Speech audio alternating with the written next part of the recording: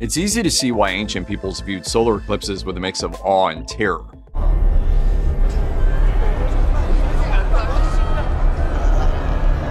Perhaps a cosmic demon swallowed the sun, then spat it out, as described in Indonesian and Polynesian folklore.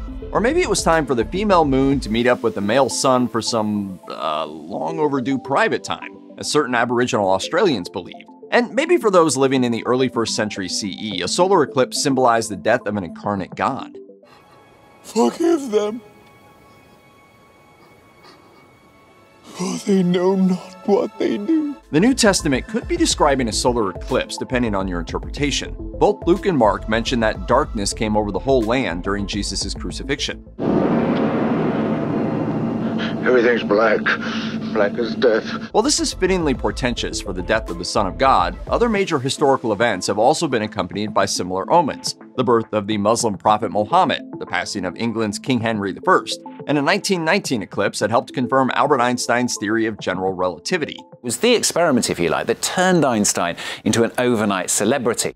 That 1919 eclipse is the only one on the list where observers would have known they were witnessing the moon passing in front of the sun. Even if such scientific knowledge existed in ancient Judea when Jesus was crucified, the timing still would have caused a stir, to say the least. Am I going blind? Tell me, am I going blind?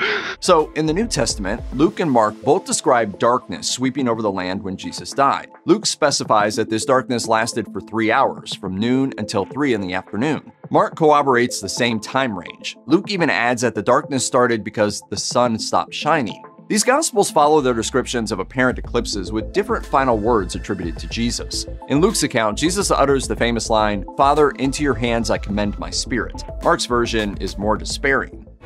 Why have you forsaken me?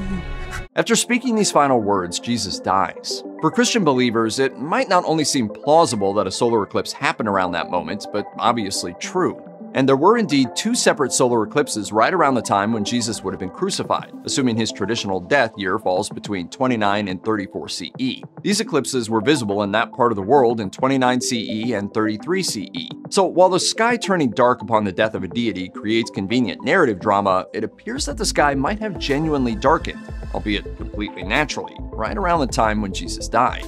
Putting aside one's belief in the absolute truth of the biblical accounts in question, what's the logical explanation for the supposed eclipse described at the death of Jesus? One possible answer, and no disrespect meant to Christian believers, is that the event was just made up. The Bible often associates dramatic events with celestial phenomena, especially related to the sun. Matthew, Mark, Acts, and Joel all describe the sun darkening in future apocalyptic days. These days could align with the events described in the Bible's final book, Revelations, where a third of the sun vanishes from the sky. Similarly, in Exodus, an unexplained darkness enveloped Egypt for 3 days during Moses' efforts to free the Israelites. Of course, there's no reason that such descriptions need to be taken literally, but biblical writers do provide specific time frames, which are worth exploring. Luke and Mark both state that the darkness at Jesus' death lasted 3 hours. How does that compare to an actual solar eclipse? In reality, solar eclipses typically last just 3.5 to 4 minutes when the sun is fully covered, and a partial solar eclipse lasts around 60 to 80 minutes start to finish. However, if the Bible describes a miraculous supernatural event, it need not adhere to established eclipse timeframes or any other earthly constraints.